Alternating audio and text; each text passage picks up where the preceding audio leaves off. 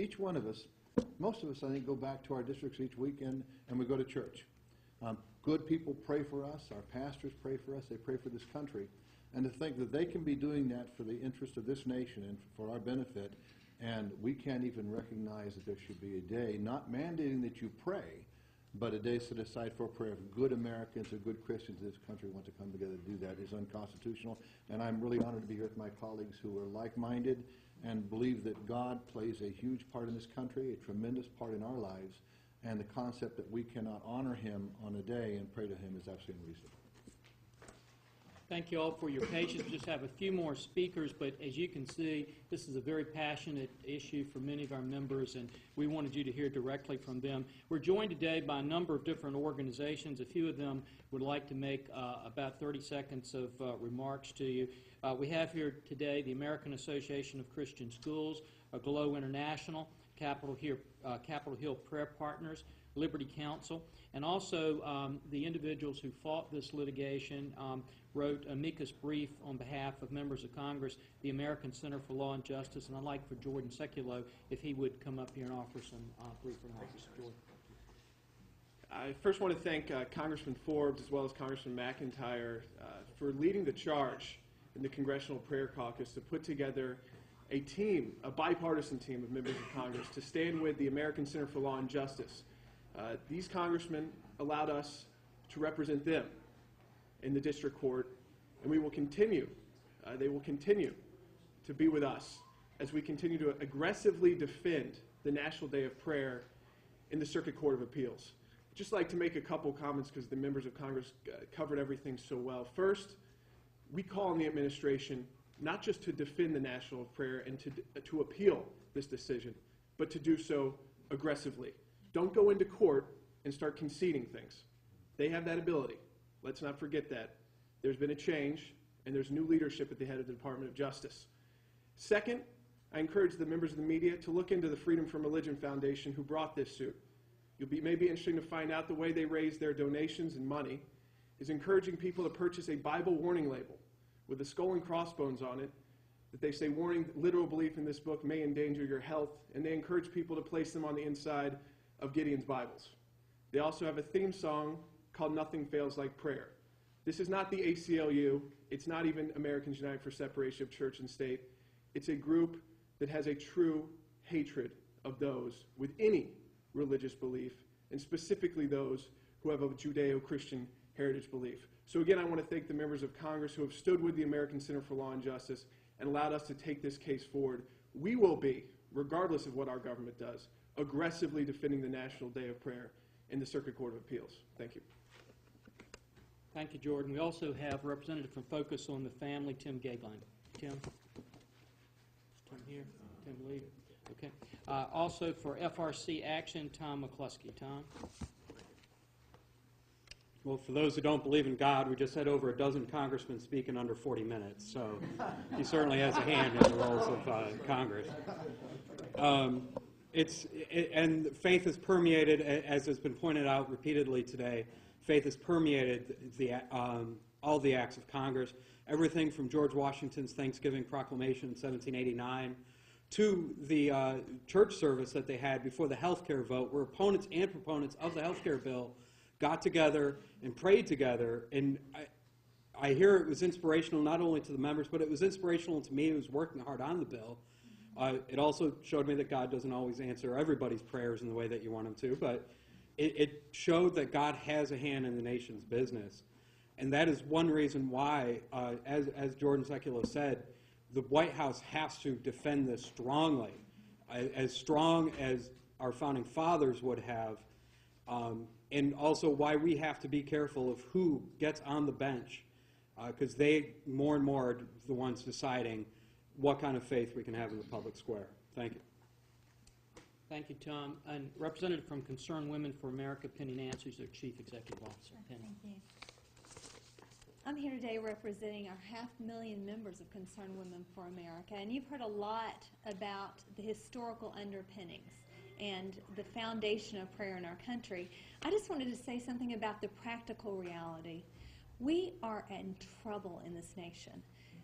The divorce rate is 60% higher than it was in the 1960s.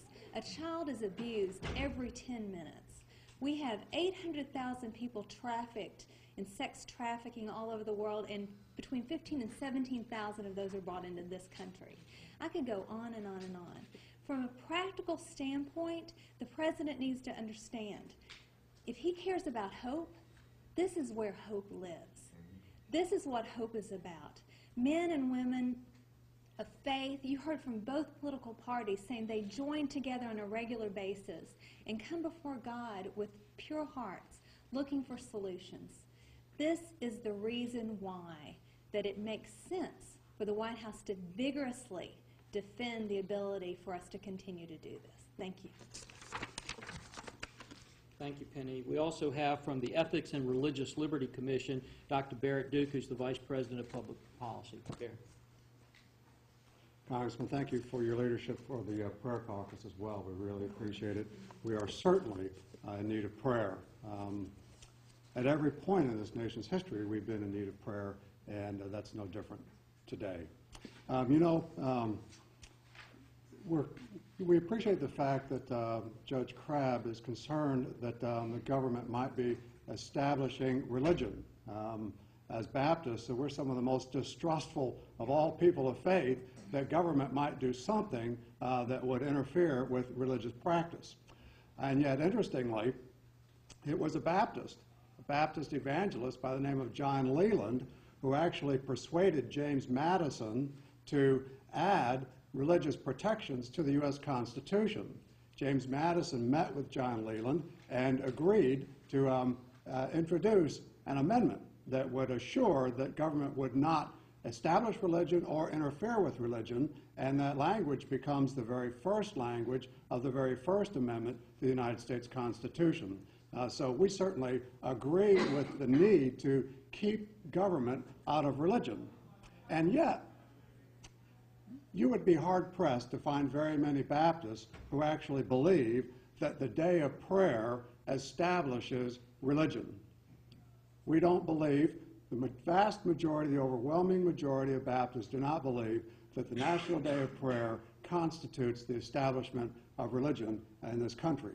You just have to read the law and understand, as is always pointed out, that all the president is called on to do is to appoint a day in which the people may pray. It doesn't coerce them to pray. It doesn't tell them the kind of prayer to make. It simply asks them to come together in whatever way they choose to in a voluntary nature, if they want to. If they don't want to, that's fine as well. But it asks them to come before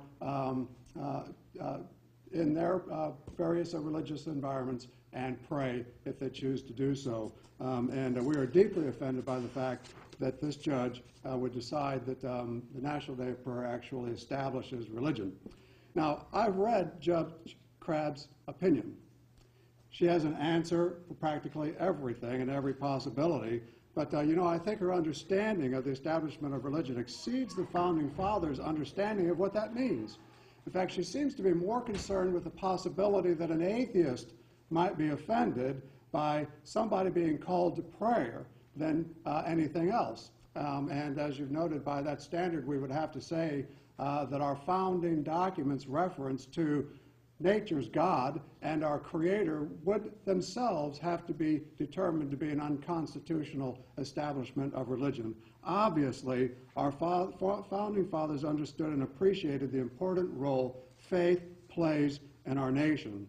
We are dependent on God. Our nation is absolutely dependent on God. We need God's blessing. We certainly need His blessing at this time, and our people should be encouraged to join together in prayer if they decide to do that. The law does not violate the Constitution's Establishment Clause. The decision by Judge Crabb must and certainly will be overturned. Only someone with an overly strict separationist view of the relationship between faith and government would consider the law to be unconstitutional. The Southern Baptist Ethics and Religious Liberty Commission will be actively engaged in the judicial repudiation of this deeply flawed opinion. And may God bless America. Thank you, Barrett. Now we have two speakers left, and I'm going to just to continue to pray that we can get that in 30 seconds each so we can wrap up. The Traditional Values Coalition, Reverend Lou Shelton. Lou.